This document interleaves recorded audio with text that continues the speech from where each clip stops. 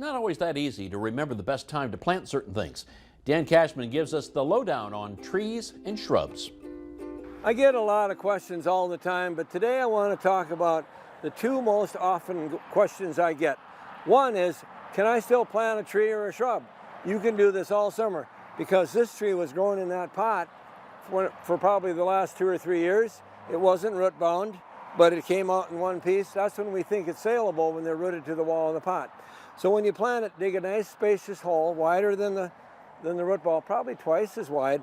And when you plant it, you want to plant it so that bud union where it was budded or grafted is above the ground. You don't ever want to plant them too deep. I always say plant them low and they won't grow, plant them high and they won't die. So this was developed by Melvin Bergeson from Fertile, Minnesota. It's a Zone 3 red splendor crab. The fruit is red, the flowers are pink, but he named it red splendor because the fruit stays on until March or April. Then the birds and the squirrels get it. They never fall off. The birds and squirrel get it. This is not a mess. They're beautiful, they're hardy, and it's a beautiful tree.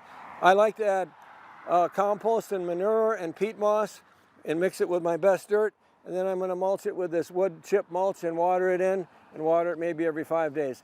Next week I'll tell you the other asked question I get is, when should I prune my shrubs and trees? Until then, good gardening.